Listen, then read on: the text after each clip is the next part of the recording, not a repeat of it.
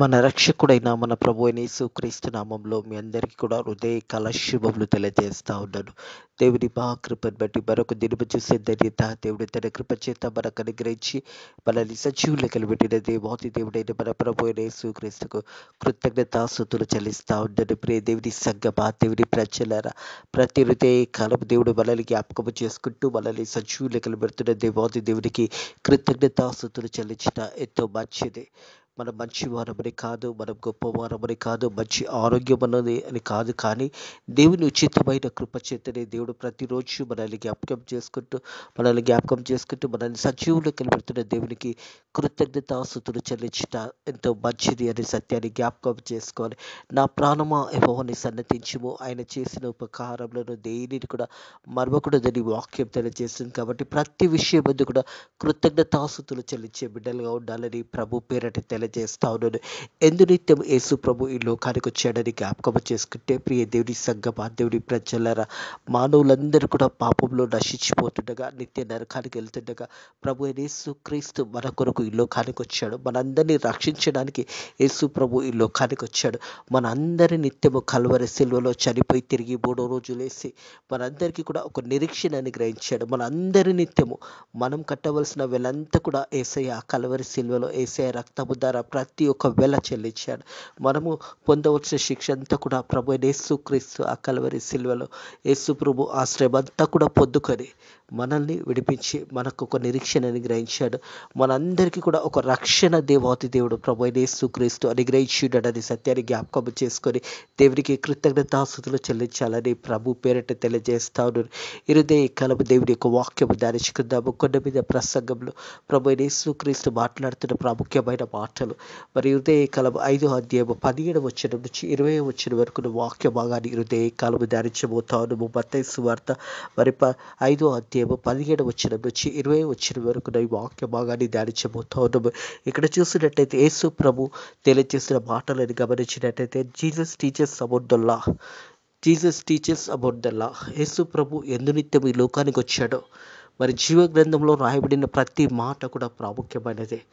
దేవుని సంగమా, దేవుని ప్రజలరా, ఈ యొక్క వాక్యములన్నిటి కూడా దేవాతి దేవుడు నెరవేర్చడానికే ఈ లోకానికి వచ్చి ఉన్నాడనే సత్యాన్ని జ్ఞాపకం చేసుకోవాలని ప్రభు పేరట తెలియజేస్తాను. ధర్మశాస్త్రమైనను ప్రవక్తల వచనములైనను కొట్టివేత వచ్చేతనని తలంచవద్దు. మరి యేసు ప్రభు తెలియజేస్తున్న మాటలు ఈ కొండ మీద ప్రసంగంలో మరి ధర్మశాస్త్రంలో అయినా కానీ ప్రవక్తల వచనంలో అయినా కానీ కొట్టివేయకు వచ్చేతనని తలంచవద్దు. ఇవన్నీ కూడా కొట్టివేయడానికి దేవుడు రాలేదని సత్యాన్ని ఇక్కడ జ్ఞాపకం చేస్తా ఉన్నాడు. ఈ ప్రవచనాలన్నీ కూడా నెరవేర్చడానికే యేసు ప్రభు ఈ లోకానికి వచ్చి ఉన్నాడనే సత్యాన్ని జ్ఞాపకం చేయబడుతుంది. ప్రియ దేవుని సంగమా, దేవుని ప్రజ నెరవేర్చుటకే కానీ కొట్టివేయటకు నేను రాలేదు. యేసు ప్రభు తెలియజేస్తూ ఉన్నాడు, నెరవేర్చడానికే నేను వచ్చి ఉన్నాను, కొట్టివేయడానికి నేను రాలేదు అని ఈ యొక్క వాక్యం ద్వారా హృదయకాలపు యేసు ప్రభు మనతో మాట్లాడుతూ ఉన్నాడు.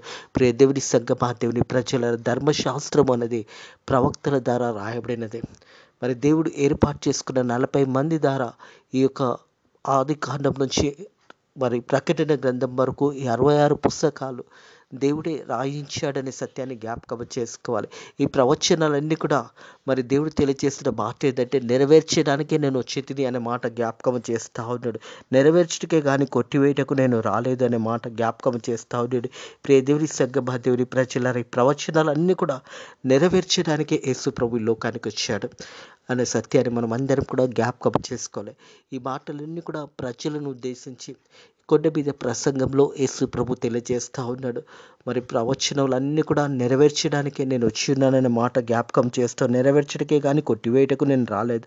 ఆకాశము భూమి గతించిపోయినా కానీ ధర్మశాస్త్రమందు నెరవేర్చే వరకు దాని నుండి ఒక్క పొల్లైనను ఒక సున్నైనను తప్పిపోదని నిశ్చయంగా మీతో చెబుతున్నాను. జీవ గ్రంథంలో రాయబడిన మాటలన్నీ కూడా భూమి ఆకాశం గతించిపోయినా కానీ వాక్యం అనేది ఎప్పుడు కూడా గతించిపోదని యేసు ప్రభు తెలియజేస్తా ఉన్నాడు. ప్రియ దేవుని సంగమా, దేవుని ప్రజ ఆకాశం భూమి గతించిపోతుంది కానీ జీవ గ్రంథంలో రాయబడిన వాక్యము ఎన్నటికీ ఉంటుంది అనే సత్యాన్ని జ్ఞాపకం చేసుకోవాలని ప్రభు పేరట తెలియజేస్తాను. ఈ జీవ గ్రంథము ద్వారా దేవుడు మనందరితో మాట్లాడతాడు. మనం బైబిల్ చదువుతున్నప్పుడు దేవుడు మనతో మాట్లాడుతున్నాడు అనే సత్యాన్ని గమనించాలని ప్రభు పేరట తెలియజేస్తాను. అందుకే తెలియజేస్తున్నాడు ఏంటంటే, ఆకాశము భూమి గతించిపోయినా కానీ, ఈ భూమి ఆకాశం గతించిపోయినా కానీ ధర్మశాస్త్రం అంతయు నెరవేర్చే వరకు దాని నుంచి ఒక పొల్లైనను ఒక సున్నాయినను తప్పిపోదని నిశ్చయంగా మీతో చెప్తున్నానని మాట జ్ఞాపకం చేస్తాను. నిశ్చయంగా దేవుడు తెలియజేసిన మాట, ఈ జీవ గ్రంథంలో నుంచి ఒక్క అక్షరం కూడా తొలగిపోదని మాట జ్ఞాపకం చేస్తా ఉన్నాడు. దేవుడి సంగమా, దేవుడి ప్రజలరా, ఈ జీవ గ్రంథంలో రాయబడిన ప్రతి మాట నెరవేర్చే వరకు ఇవన్నీ కూడా మరి నెరవేర్చబడతాయని మాట జ్ఞాపకం చేయబడుతుంది. ఆకాశము భూమి అయినా గతిస్తుంది, కానీ దేవుని నోటి నుంచి వచ్చే మాటలు కానీ ఏది కూడా గతించిపోదు అనే మాట జ్ఞాపకం చేస్తూ ఉన్నాడు. అలాగే చూసినట్టయితే లూకాసు వార్త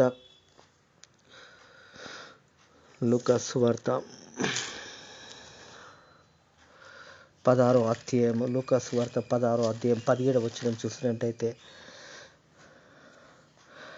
ధర్మశాస్త్రంలో ఉన్న ఒక్క పొల్లైనా తప్పి పోవుట కంటే ఆకాశము భూమి గతించిపోవట సులభము. ఈ భూమి ఆకాశము గతించిపోవట సులభమే. ఒకానొక దినం యేసు ప్రభు రాకడ సమయంలో భూమి ఆకాశం అంతా కూడా గతించిపోతుంది. కానీ ధర్మశాస్త్రమందు రాయబడిన మాట ఏది కూడా గతించిపోదు అనే మాట జ్ఞాపకం చేయబడుతుంది. ధర్మశాస్త్రంలో ఉన్న ఒక్క పొల్లైనా తప్పిపోకున్నట్టు ఆకాశం భూమి గతించిపోవట సులభము. ఆకాశము భూమి అనేది గతించిపోవట సులభమే, కానీ జీవ గ్రంథంలో రాయబడిన మాట ఒక్క అక్షరం కూడా, ఒక్క సున్నా కూడా తప్పిపోదని దేవుడు జ్ఞాపకం చేస్తూ ఉన్నాడు. దేవుడి సంగమా, దేవుడి ప్రజలరా, ఈ జీవ గ్రంథం అనేది దేవుడు మనకు అనుగ్రహించిన బైబిల్ ఇదే.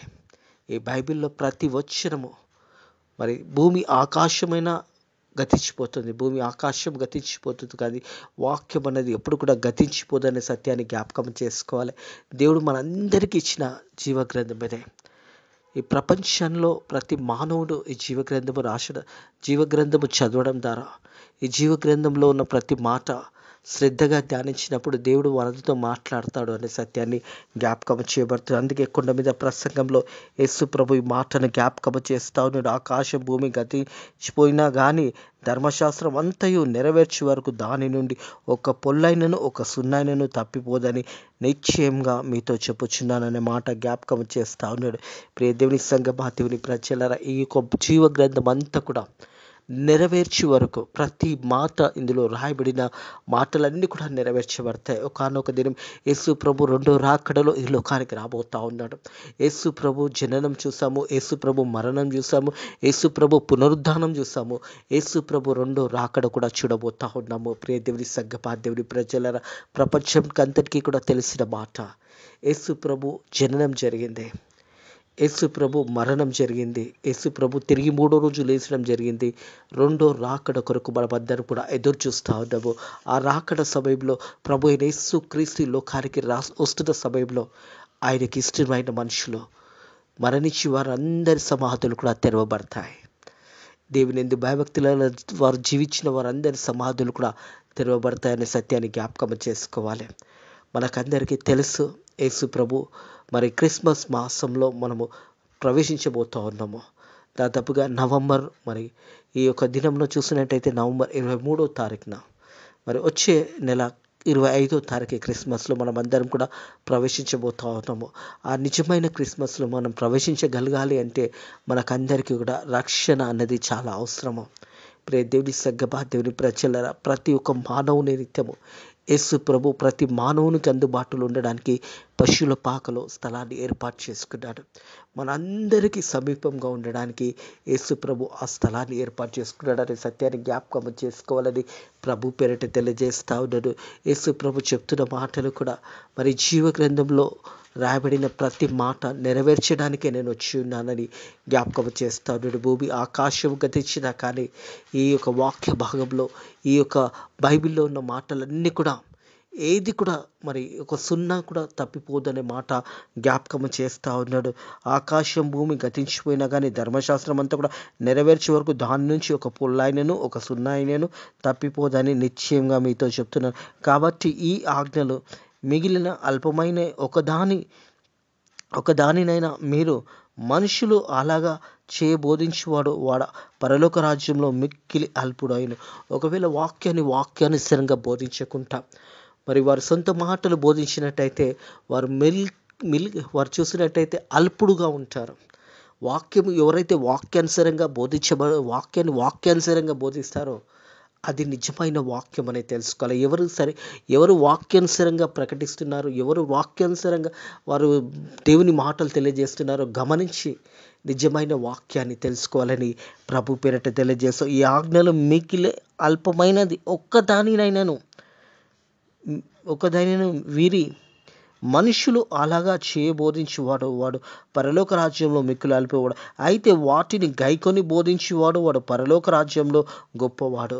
వాక్యానుసారంగా బైబిల్లో వచనము ధ్యానించి ఆ వచనములు ఎవరైతే వాక్యానుసారంగా చెప్తారో అది నిజమైన వాక్యం అనే సత్యాన్ని జ్ఞాపకం చేసుకోవాలి.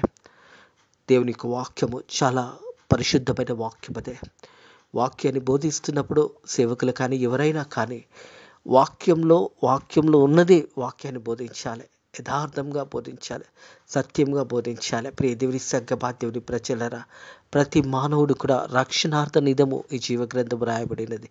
ప్రతి మానవుని కొరకు ఈ యొక్క జీవగ్రంథము రాయబడినది అనే సత్యాన్ని జ్ఞాపకం చేసుకోవాలి. అందుకే వాక్యం అంటా ఉంది, కాబట్టి ఈ ఆజ్ఞలు మిగిల అల్పమైన ఒక్కదానినైనను విరిచి మనుషులకు అలాగా చేయబోధించువాడు వాడు పరలోక రాజ్యంలో మిగిలి అల్పుడైన. అయితే వాటిని గైకొని వాడు పరలోక రాజ్యంలో గొప్పవాడనే మాట జ్ఞాపకం చేస్తూ ఉన్నాడు. పరలోక రాజ్యంలో వాక్యానుసారంగా బోధించి దేవుని చిత్తాన్ని నెరవేర్చే బిడ్డలుగా ఉండాలని ప్రభు పేరట తెలియజేస్తూ ఉన్నాను. అలాగే చూసినట్టయితే ప్రియ దేవుని సంగమా, దేవుని ప్రజలరా, దేవుని యొక్క మాటలను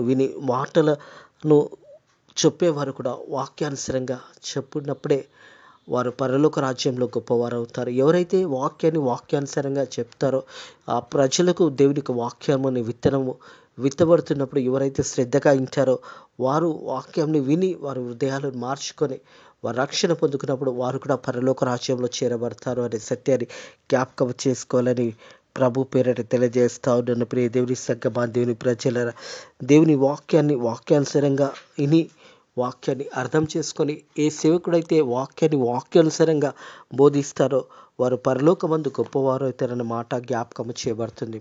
హృదయ కలవి మాటలు ఉంచిన ప్రియ సహోదరుడా, ప్రియ సహోదరి, దేవుడి వాక్యంలో ఈ జీవగ్రంథం అంతా కూడా నెరవేర్చడానికి వచ్చి ఉన్నాడనే సత్యాన్ని జ్ఞాపకం చేసుకోవాలి. శాస్త్రులు నీతి కంటే పరిశ్రమ నీతి కంటే మీ నీతి అధికమైన ఎడల మీరు పరలోక రాజ్యంలో ప్రవేశింపనేరని మీతో చెప్పుచున్నానన్న మాట జ్ఞాపకం చేసి, శాస్త్రుల నీతి కంటే పరిశ్రమ నీతి కంటే మీ నీతి అధికము కాని ఎడల మీరు పరలోక రాజ్యంలో ప్రవేశింపరని మీతో చెప్పుచున్నానన్న మాట జ్ఞాపకం చేస్తాను. ఇక్కడ శాస్త్రులు కానీ అలాగే చూసినట్టయితే పరిశ్రమల కంటే ఒకవేళ మన నీతి మంచిది కానప్పుడు, మనం వాక్యానుసారంగా జీవించినప్పుడు మనం పరలోక రాజ్యంలో ప్రవేశింపలేము అనే మాట యేసు ప్రభు ఇక్కడ జ్ఞాపకం చేస్తూ ఉన్నాడు. ప్రియ సహోదరుడా, ప్రియ సహోదరి, వాక్యాన్ని నీ జీవితాన్ని నువ్వు కట్టుకున్నప్పుడే, నువ్వు రక్షణ పొందుకొని యేసే మార్గంలో నువ్వు నడిచినప్పుడే నిత్య పరలోక రాజ్య వారసులు అవుతారు. ఒకవేళ వాక్యము విని వాక్యానుసారంగా నువ్వు అంగీకరించుకుంటా ఒకవేళ ఉన్నట్టయితే ఒక దినము నువ్వు నిత్య నరకానికి వెళ్తావనే సత్యాన్ని జ్ఞాపకం చేయబడుతుంది. శాస్త్రుల నీతి కంటే పరిశ్రమల నీతి కంటే మీ నీతి అధికము కాని ఎడల మీరు పరలోక రాజ్యంలో ప్రవేశింపనేరని మీతో చెప్పుచున్నాను. మనము యేసు ప్రభు వాక్యాన్ని అంగీకరించి వాక్యానుసారంగా మనల్ని కట్టుకొని వాక్యానుసారంగా మనం జీవించినప్పుడే నిత్య పరలోక రాజ్య వారసులం అవుతాము.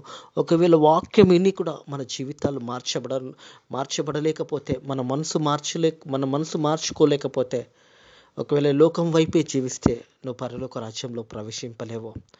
వాక్యం చెప్పినప్పుడు వాక్యాన్ని విని వాక్యానుసారంగా నీ జీవితాన్ని కట్టుకొని వాక్యానుసారంగా నువ్వు ముందుకెళ్ళినప్పుడు దేవుడు తప్పకుండా నిన్ను రక్షిస్తాడు. నువ్వు నిత్య పరలోక రాజ్యానికి వెళ్తావు. ఒకవేళ శాస్త్రులు కానీ పరిశ్రయులు కానీ వారిలాంటిగా ఉన్నవారు మరి శాస్త్రుల నీతి కంటే పరిశ్రయుల నీతి కంటే నీ నీతి అధికం కాని ఎడల, ఒకవేళ నీ నీతి కూడా అధికం కాని ఎడల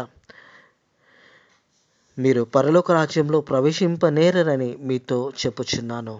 మనం అందరం కూడా వాక్యాన్ని విని వాక్యానుసారంగా మనం కట్టుకొని మరి దేవుని వాక్యానుసారంగా మనం జీవించినప్పుడే నిత్య పరలోక రాజ్య వారసులం అవుతాము.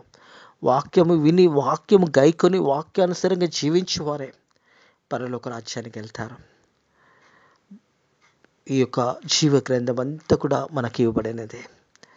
ఈ 66 పుస్తకాలు మనం ధ్యానించి వాక్యానుసారంగా మనల్ని మనం కట్టుకొని అనుదినము వాక్యాన్ని ధ్యానిస్తూ వాక్యంను చదువుకుంటూ ప్రార్థన చేసుకుంటూ మనం జీవించినట్టయితే మనం నిత్య రక్షణలోకి మనం వెళ్ళగలుగుతాము.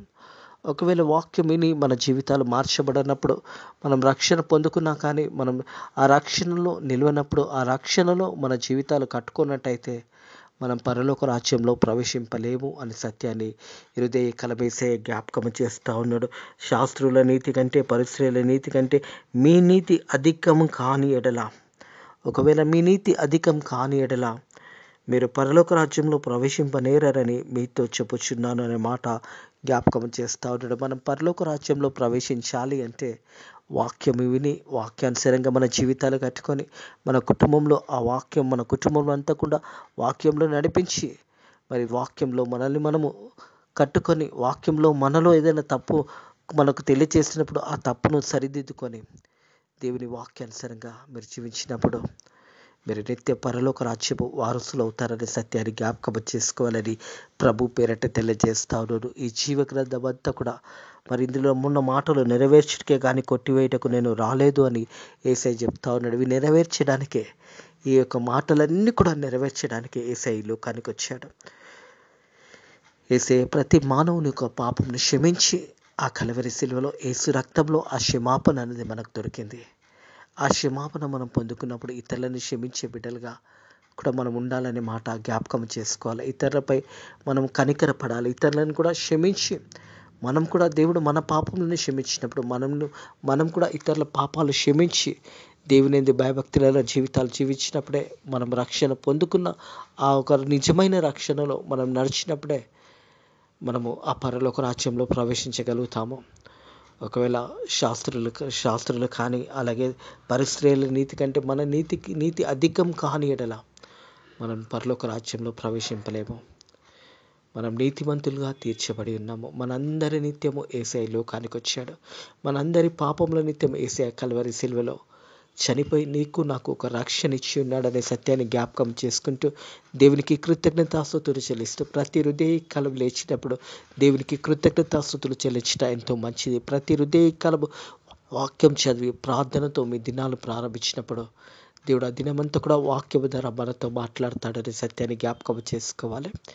హృదయ కాలం మీ మాటలు వింటున్న ప్రియ సహోదరుడా, ప్రియ సహోదరే, నిజమైన రక్షణ దేవుడికి అనుగ్రహించి ఉన్నాడు. పరలోకమందు మనం అందరం కూడా నిత్య వారసులుగా ఉండాలనేది దేవుని యొక్క ఉద్దేశము. దేవుని యొక్క ప్రణాళికలో మనం అందరం కూడా ఉన్నాము అనే సత్యాన్ని జ్ఞాపకం చేసుకునండి. ఇటు మాటలను దేవుడు దేహకాలం మీ ఆత్మీయ జీవితంలో దీవించి ఆశీర్వదించి మిమ్మల్ని బలపరిచి ధైర్యపరిచి ముందుకు నడిపించిన గాక. ప్రతి ఒక్కరి ఒక పాపం అనేది యేసు రక్తంలో కడగబడినప్పుడు మన పాపాలన్నీ కూడా క్షమించబడతాయి. మనం చేయవలసింది ఒకటే. ఒకవేళ ఇంకా నీకు రక్షణ లేకుంటే, ఇంకా నువ్వు ఆత్మీయ జీవితంలో మరి సరైన విధంలో లేనట్టయితే హృదయ కలవ యేసయ్య దగ్గరకు వచ్చి, యేసయ్య నా పాపాలను క్షమించయ్యా నేను ప్రార్థన చేసినట్టయితే నీ పాపాలు క్షమించబడతాయి. తిరిగి నీ పాపంలో ఎన్నడూ కూడా జ్ఞాపకం చేసుకునని దేవుడు తెలియజేస్తూ ఉంటాడు. ప్రతి ఒక్క మానవుని యొక్క పాపము ఆ కల్వరి శిలువలో యేసయ్య రక్తంలో కడగబడినప్పుడు ప్రతి మానవుని యొక్క పాపము కొట్టివేయబడుతుంది. ఈ హృదయ కాలం ఒకవేళ నీ మాటలు వింటూ ఇంకా ఒకవేళ నువ్వు లోకానుసారంగా జీవిస్తున్నట్టయితే, పాపంలో జీవిస్తున్నట్టయితే హృదయ కాలం ఒక శుభవార్త.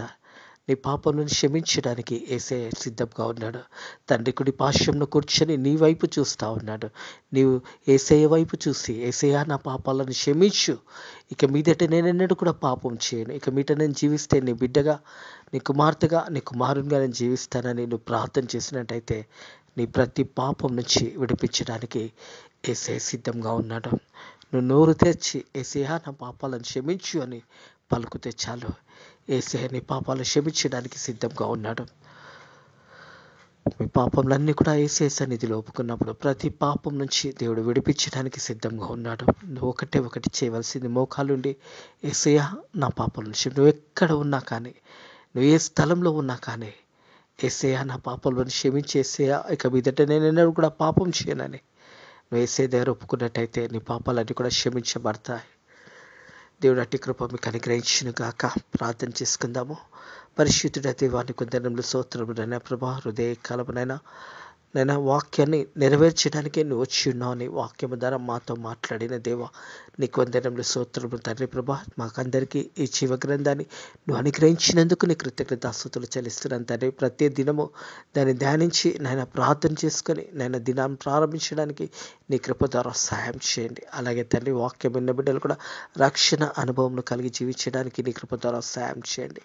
అలాగే తండ్రి ప్రభా, మరి అనేకులు నాయన ప్రభా, ఎంతోమంది లోకానుసారంగా జీవిస్తున్న బిడ్డలందరూ కూడా నాయన ప్రభా నీ వైపు నడిపించమని అడుగుతున్నాను తండ్రి ప్రభా. ప్రతి ఒక్కరు కూడా రక్షణ పొందుకొని తండ్రి నీ చిత్తంలో నీ ఆజ్ఞల ప్రకారం నడవడానికి నీ కృప ద్వారా సాయం చేయండి.